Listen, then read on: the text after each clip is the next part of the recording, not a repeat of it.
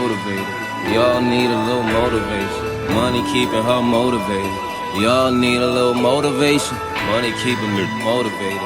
We all need a little motivation.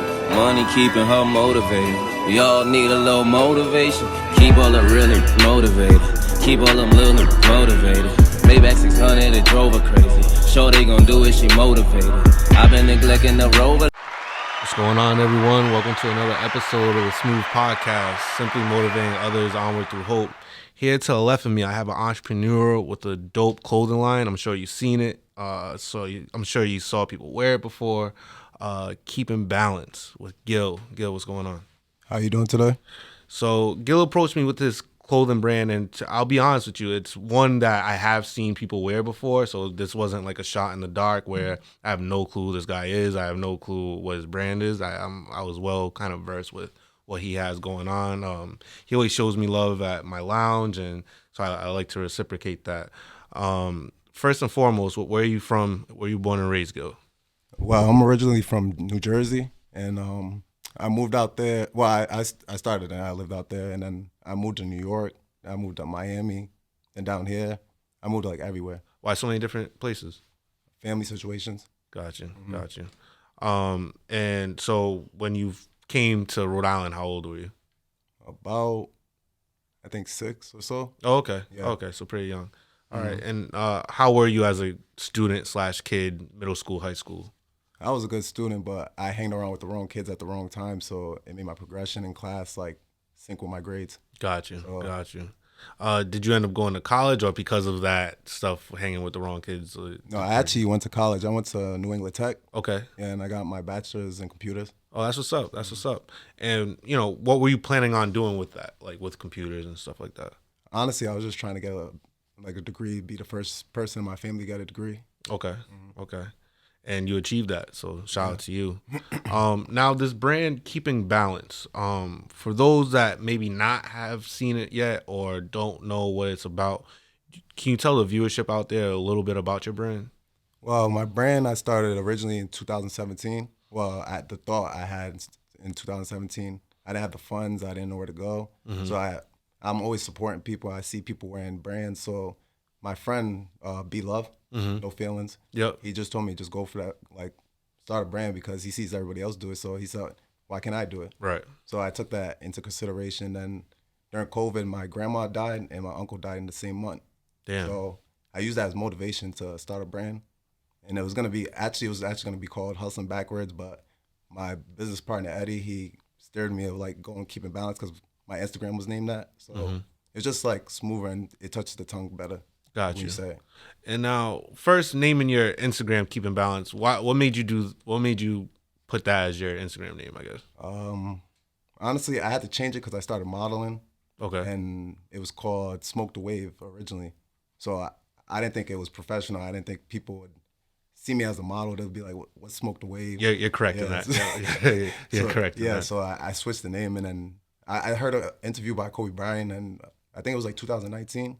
He was talking about balance in life and like what life goes through. So I was just there one night just thinking what sounds better. So I heard Keeping Balance in my head just over and over, and I just switched my Instagram, and that's how I came up with it. And, growing up, did you always have a passion for clothes, or, was clothes like a big deal to you growing up, or what's up with the whole kind of passion for clothing all of a sudden?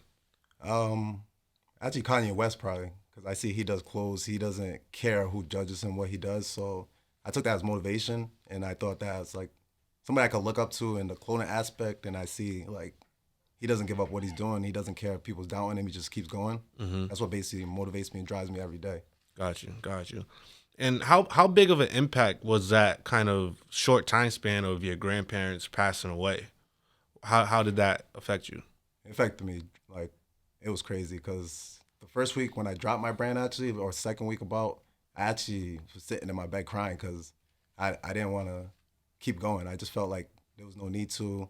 I felt like I had no hope like towards the brand, and I was just giving up. But I felt like I just had to keep going and just keep pushing for them because they'll tell me just keep going in life and don't give up on my dreams. Mm-hmm.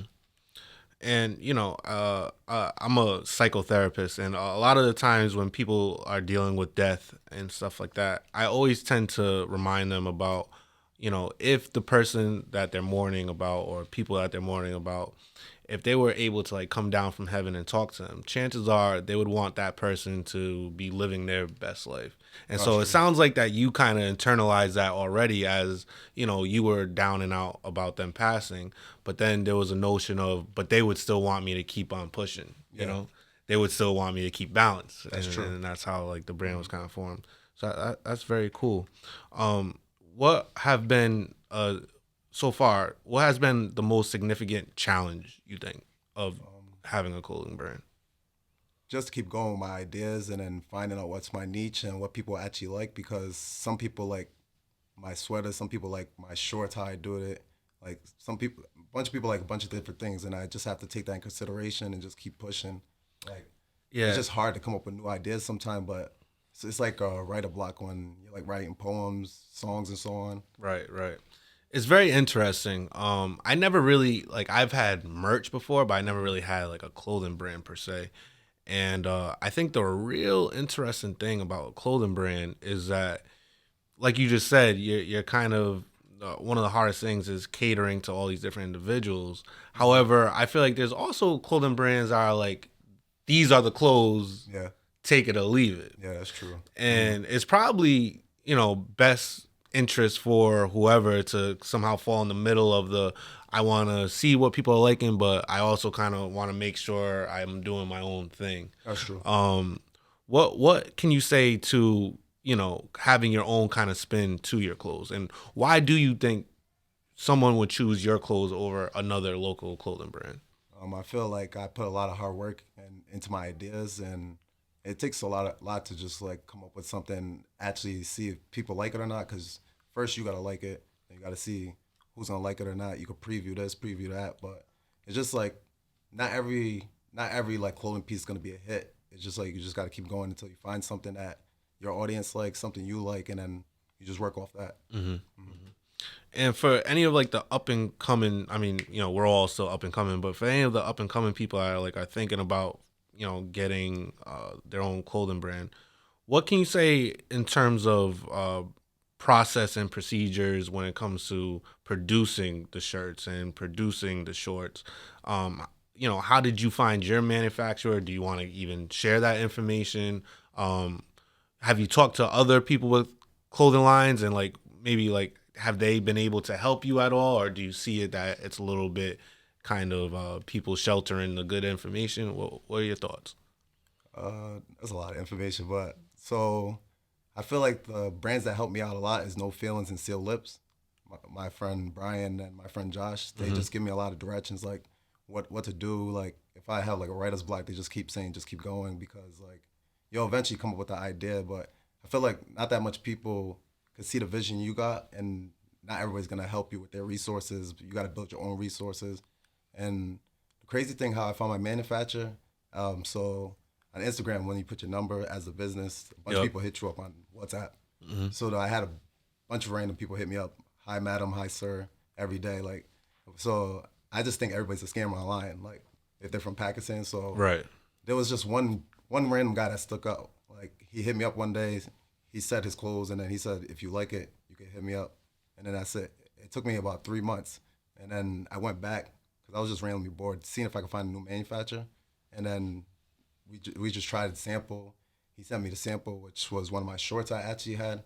He did it without pockets. So I wanted to see if he was actually legit, and then he could help me out. So his prices is significantly better than my last manufacturer. So that's why I just kept up with him. Mm-hmm. So we built our relationship since last summer. So that's when I transitioned from my old manufacturer to him. Now, if there was an up and coming clothing brand that wanted to know the contact, what are your kind of guidelines on if you're gonna divulge that information or not? I honestly don't hide no information. If I see somebody's trying to be an entrepreneur, or somebody that's working hard trying to get their foot in the door anywhere, it's just like, why should I hide information if I can help the next person out? That's what's up. I wish more people were like that. I feel like not only us as black men, but I feel like the world would be a better place with that. When was the moment that you felt like you were really onto something? So, there's one thing to have a clothing line, but you have to have some sort of feedback or some sort of spark to like kind of keep it pushing. What was the first time you got that positive reinforcement of like, okay, I'm onto something? There's a lot of times. Like, I'll say maybe when I went to, so there's a show out in Boston. It's called Privé. So that's like the biggest audience I ever had, like people seeing like my clothes actually, and I was the first one to go. So that was like the biggest fashion show I went to. But I seen everybody just recording and like they was just cheering, and I was just like, that was like the moment that opened up everything for me. And did it feel like real or surreal, I should say, of like people showing that love? Honestly, it felt like different. It's just like I didn't know people actually show love like that. So it just made me feel like, for me to keep going with my brand, it felt like I was doing something actually good for the community and everybody that like actually supports me. And now, how big of a deal is social media for clothing brands in today's age? I think it's pretty big. Like TikTok, Instagram, Facebook, whatever you're promoting your stuff on YouTube, I see people actually promote on YouTube a lot. I feel like it's really big, like social media. And I feel like that plays a big role into your brand or whatever you want to push online. Yeah. And now, what would it take for you to deem your brand successful? Honestly, if I could see, man, that's a good question. Get my mom in like the front row of like a fashion show, like New York Fashion Week or something, like front row. That'll make me feel like I succeeded with my brand. Okay. That's a cool little answer right there. What has taken you the most by surprise? So I asked you the most difficult thing, but what has came totally left field that you weren't expecting on this journey of establishing a clothing brand? The people that actually show me like courage to keep going, because I have a lot of people that support me, and people say that I motivate them, and I'm always trying to motivate people and try to make them push themselves to go to a higher level in their life. And I just have a bunch of people that just motivate me like every day. People send me messages, say I have the best brand. Some people motivate me and say like, you're actually doing good for yourself, and I'm proud to see it. It's just like that pushes me and motivates me every day.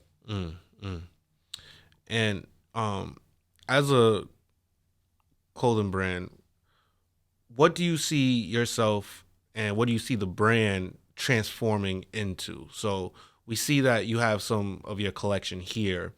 Where do you see fashion in the whole going in 5 years? What direction do you see it possibly going to? Fashion world as a sense, or just like Just clothes. clothes? I see it being generally bigger, because I feel like more people's gonna be clothing brands, and the more people that have clothing brands, it's just like you're just gonna get out there more, and people's gonna see you, and people's gonna be like, honestly, like people love fashion, and people love seeing fashion grow. So if you keep growing your fashion, you're gonna stay relevant.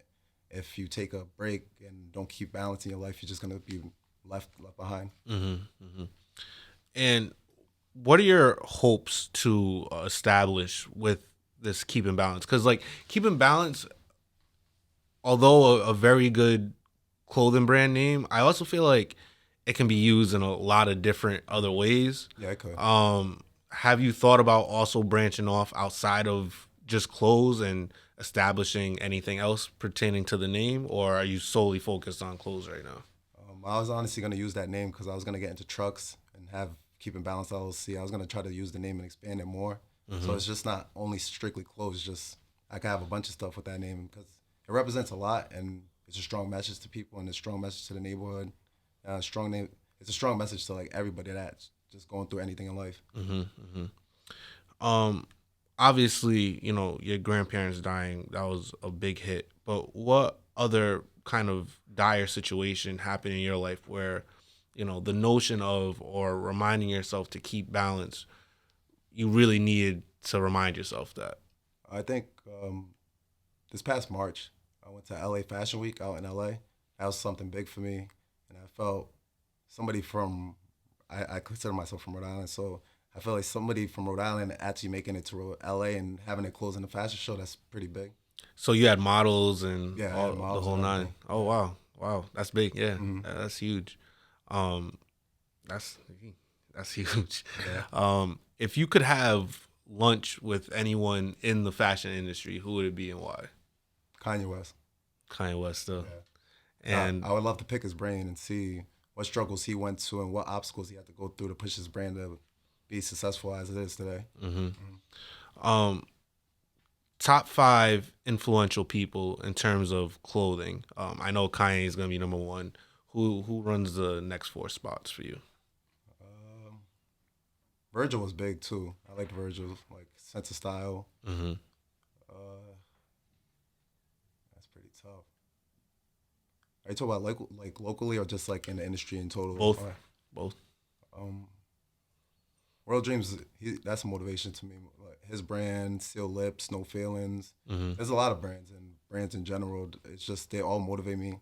Nike's a big one too because I grew up liking Nike. Right. So that was a big fashion statement right there with Nike. If you could have the Keep in Balance headquarters anywhere in America, where would it be and why? Los Angeles. And why? Because I feel it's a big city and there's a lot of opportunities out there. And I feel out there you could have more of a market and push it more because there's so much more people out there than over here for say because it's like a smaller place. But it's not to say that you can't push your thing in Rhode Island. It's just in Cali, I feel like you could just blow up down there if you have the right mindset and the right people around you and just keep pushing through anything. Yeah, I play that situation a lot with a lot of things I have going on where it's like, you know, if you do big things in Rhode Island, that's fine. Mm-hmm. But, you know, even if you kind of were mediocre in LA, that might be a better outcome than being top tier here. That's like, we don't know, but, you know, in my head, I often play out that situation. Who are your 2 best friends? I know you might have more, but if you could just name 2 best friends. Off the back of the head, Eddie, that's right here, and second one is Elijah. Okay. Now, if I was to go up to Eddie and I was to go up to Elijah and I was to ask them both, you know, what are the 2 biggest things that the brand Keep in Balance needs to improve on? What would each one of them tell me? Consistency. I think that's a big one. Consistency and just switch up my designs sometimes because I could get lazy on my designs and I know I could do better and they know I could do better. That's why they're always pushing me. And, you know, I just got chills because that takes like a lot to admit, you know what I mean? And I like that question a lot because as just like humans, we often know what we need to improve on. Yeah, we just don't want to admit to it most time. 1, we don't want to admit to it. 2, like we're better off on someone else telling us it. You know what I mean? That's true. But that was a very honest answer, and I appreciate you for sharing that. Yeah, that was a very honest answer. If you could live in any city, would it still be LA? Is LA like the ultimate goal, or no, Miami? Miami. I love Miami. Okay. The vibes, it's just hot every day most of the time, and it's just beautiful. It's a beautiful site to be at. Mm-hmm. And, you know, what has been, I guess, one of those moments where you felt like giving up on the brand, if that moment ever occurred? Second week of having my brand. Second week. So what happened the second week? I wasn't making no sales. I wasn't confident in the brand. I wasn't confident in anything I was doing. I just felt like I was probably wasting my time. Okay. And now what was the switch that changed that? Because that's pretty drastic from not feeling confident and not feeling like anything's working to, you know, keep on pushing. So what happened? My grandmother, I felt she was talking to me because I was crying. I had my head down and I felt like she was just talking to me in my ear to just keep going. And just like, I know it's tough now, but everything will change with your consistency and just hard work. And you deem that to be true, you know, just present day. Just kept going after that. Just anytime I felt like down or felt like I couldn't get to the next level, I just keep reminding myself that what would my grandma or uncle or whoever I motivate in life, what would they think? It's just like, just keep going. Just, you give up, I'm giving up on myself, giving up on them, giving up on my dreams, everything. So it sounds like this brand, it's more than a clothing brand. It's really almost like your promise to your late grandmother. Yeah. So in that aspect, it's gonna be something that you're gonna always kind of like work on and put your all into, because Yeah. even though it's closed, it does seem like it's like a physical connection between you Yeah, it and is. a past loved one, which Yeah. is pretty deep. I actually had a drop called the Butterfly Effect. It's just I named it after her because she always loved butterflies, and so I made a whole little outfit, and it was actually good, Mm. and I felt like she would love it. And it's actually right there on my business partner. Oh yeah, yeah. No, it looks good too. Yeah, it looks good. What has been your most successful drop so far? The one I called after my grandma, the Butterfly Effect. The butterfly effect. Yeah. I felt like that just touched everybody, and it just connected well with everybody, and the name just touches well. And what do you see? You know, I mean, it's probably the hardest thing to tell, but what do you see between the drops that do really well and the drops that maybe don't meet what you thought they were gonna do? What do you seem to be? What seems to be the biggest difference between the two? I think of how much time I put into it. I feel like if I don't put enough time into something, I feel it's gonna sell less than something I really put my time in and not rush it. Because I feel like when you rush products or rush whatever you're doing, it's not gonna get a perfect end result that you want. But I feel like if you put the time and effort into something and don't rush it, it's gonna come out with a better ending to it. Yeah, I truly agree. Yeah, and I think that's kind of valuable information for anything, right? Like, It's true. if you kind of just like half-ass it and try to rush it, it's definitely not going to come out as well as, you know, you take your time and really harness your craft and really believe in what you're doing. That's true.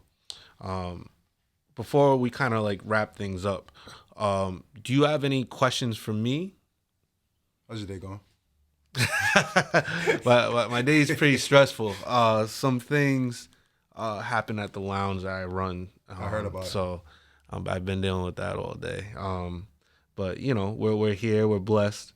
Was your day better than yesterday? Because I know that was yesterday. Yeah. My day will be better next week. We'll put it Okay. that way. My day will be better next good. week.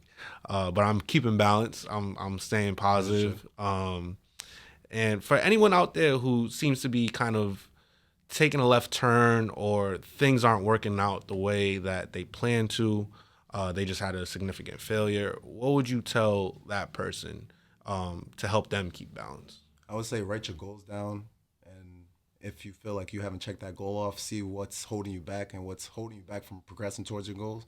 Because if you go into something, you always have to have an end goal or goals leading up to it. Because everybody has an end goal in something, but if you don't have an end goal, you're not gonna get to where you need to get. But as long as you keep doing what you're doing and you see the progression in your work, and just it takes a lot of grind and hustle to get to anything in life. So if you put your 100 into something, you'll get the best results. If you half-assing, like you said, 50%, you're gonna get 50% back in return. Right. And, you know, before this interview started, I told you, you know, I'm going to provide some pushback when necessary. But everything that you've said up to this point, I honestly agree with 100%. I feel like mentally you have grasped the whole idea of you have to work hard. Not everything's going to be a celebration. You're not going to seek the benefits off rip. I think that you believe that things have to have meaning and things have to be well thought out and executed in order to be, you know, well achieved. And I really truly think that you're on a positive track, and I really hope this brand does what you want it to do and more. There's also some cool shorts here that I have. I couldn't fit on the table. These are like really, really dope. I can definitely see myself That's in the gym Hoochie wearing shorts. these. Hoochie shorts for all the men. Yeah. And those are actually called my university shorts. Because it has like that Rhode Island touch to it. Yeah, yep. The URI touch. No, I really like it. And so, you know, right before we leave, what do you think is going to happen when you achieve the success that you want to achieve with this clothing brand? Do you see yourself opening so that there's more employees working? Would you be investing even more in marketing? Because I know a lot of us, we have, you know, business partners, like you say. But what I'm starting to realize with even myself is there are certain levels where you legit just need more people. Like it's just not enough hours in the day to do everything that needs to get done. That's true. Do you see that stuff happening for your brand? And what would be some of the titles that you would kind of hire people for? So actually right now I have an assistant, Yoheni. So she handles everything at the show. So she gets people comfortable and dresses them up, and she'll match the aesthetic to the shoes that they got and stuff. So it'll plan out nice in the show. So I feel like only a woman could have that job too. I feel like if you give a guy that job, it's not going to be the same. To be honest with you, like they all have that special touch with stuff so like that. That makes it much easier to go to shows and actually have somebody instead of me. Like it looks professional too. It looks like you're yeah. about business and like you've been here before, and it's like, yeah, that's. And she brought my level of professionalism to another level when I hired her. So it just makes everything smoothly and touch better. And what was your second question that you asked? What would be the actual positions like? So, yeah. Down the road, I want to have a storefront, have employees and stuff like that. But when that line comes, I'll get to there. But I just want to have like a Zara type or H&M and stuff like that. Have like a storefront. People come shop whenever. Right. Hopefully, it's different cities one day. Right. Now. I keep on saying the last question, but I keep on thinking about other stuff that I gotta ask. With everything being so just like on your phone nowadays, is a storefront more of a flex rather than like a good investment? That's a good question. I actually seen like Solita. She had a storefront. I think she still does, but she does successful in there. I believe it's just a matter of what you put into it. Because I'm thinking about like all the clothes I bought, say in the last, 3 years, and I would probably say 80% was through my phone. Yeah. And judging by stores closing down, people have asked, they've been behaving the same way. So yeah, it was just a quick question because I feel like having like a dope storefront, especially like Rodeo Drive or something like that. I don't know. In my heart, it's like it's just more of a flex, like to say that you got it rather than like it doing more numbers than online, because like online it's not real estate, so you don't really have an overhead like that. So I've always just wondered. I feel it's all location based too. Right. If that place is busy, you'll get more traffic. And right. More people coming in. Right. I agree with that. I definitely agree with that. Well, that was another episode of Smooth Podcast. Until next time, y'all stay smooth.